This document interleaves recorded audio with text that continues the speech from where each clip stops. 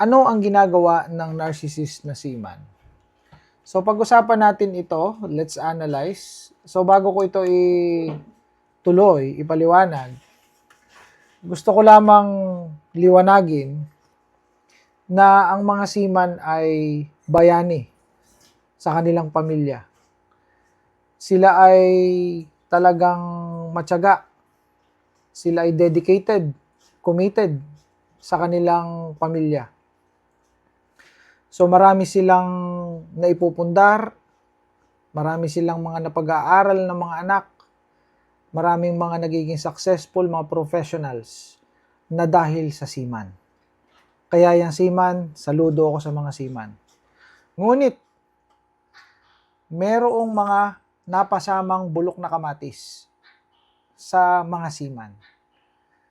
So sa kabila ng kabutihan ng mga seaman, sa kabila ng kanilang pagiging bayani para sa kanilang pamilya, ay eto naman at merong mga bulok na kamatis. Ito yung mga narcissist na mga seaman na nakasisira sa baro, sa reputasyon ng mga kapwa nila seaman na mga matitino. Pag-usapan natin kung anong ugali nila. Unang-una sa trabaho. Ang mga seaman na narcissist ay pakitang tao sa mga katrabaho. Hindi alam ng mga katrabaho na ito ay ubod ng walang hiya.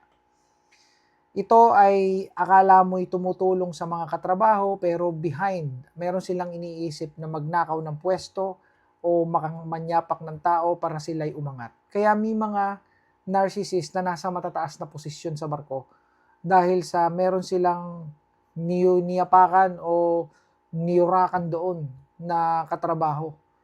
Kaya itong ganitong klase ng katrabaho ay talagang nakakaperwisyo. At ang iba pa nga ay nangaagaw ng asawa ng may asawa. Asawa ng kapwa seaman, inaagaw. May mga ganitong sitwasyon dito sa page. And pagdating naman sa pambababae, basically, ang mga narcissist na seaman ay may kabit sa barko. Kung wala sa barko, nasa ibang bansa. May mga pangyayari dito sa page kung saan maraming mga misis ang nagsishare sa akin, yung mga mister nila seaman, iba't iba ang kung nasaan ang kabit, iba't ibang lugar. Merong nasa US, nasa UK, nasa Australia, nasa Saudi, Hong Kong, no? So may mga ganon. And especially, specifically, syempre, maraming ding mga kinakabit dito sa Pilipinas.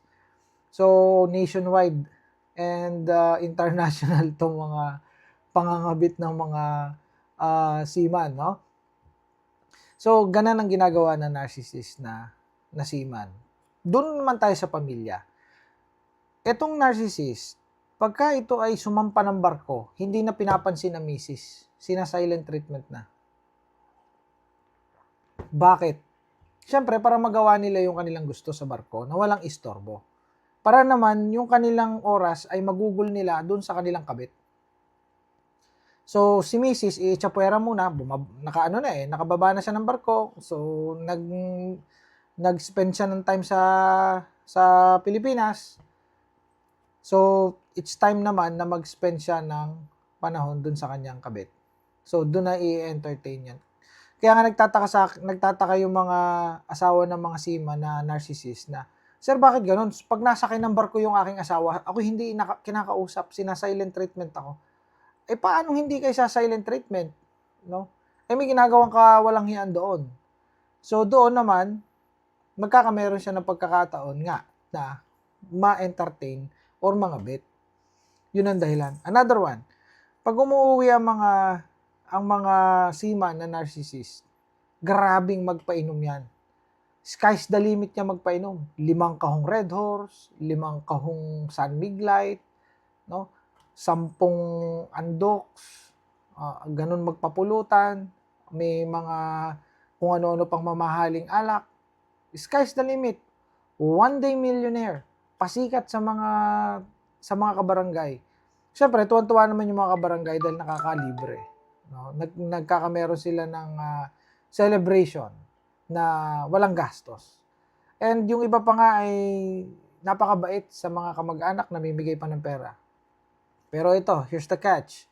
Pagdating sa pamilya, sila ay walang ya, no? So madamot pagdating sa pamilya. And may mga pangyayari kung saan matagal silang nandito sa Pilipinas. Hindi nakakasakay ng barko, 9 months na sa Pilipinas. So anong nangyayari? Inaabot ng gipit ang pamilya ng narcissist. Bakit? Kasi yung seaman na narcissist, nag one day millionaire. Isinabong, ipinagpainom, at kung ano-ano pa na mga pinaggagawa. Bumili ng mga mamahaling gamit na hindi naman kailangan, mga luho na hindi naman kailangan, para lang makapagyabang sa mga tao, nakapagpasikat. Pagkalipas ng 4 na buwan, wala ng pera. So, tulala ngayon si Mrs. Si Mrs. ngayon ay mangungutang.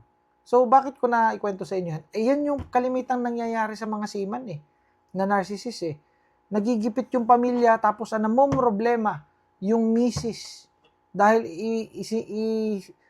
pinamigay, no? Nilustay ng seaman yung kanyang sinuweldo. Pag sinita ng Mrs., anong sasabihin ng Mrs.? Anong sasabihin kay Mrs.?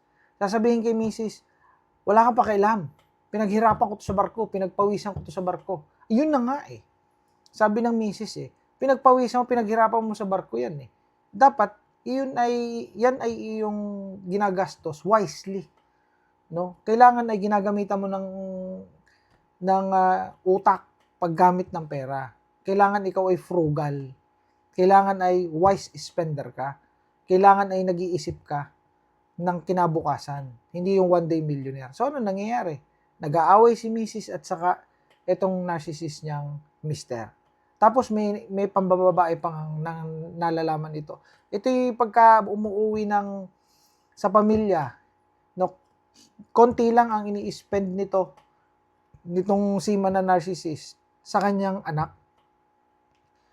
Ang kanyang time ay nauubo sa labas, sa mga barkada, sa inuman, sa sabungan, no, sa mga kung saan lugar. At kapag medyo social pa ang datingan, nagkakasino pa ang seaman.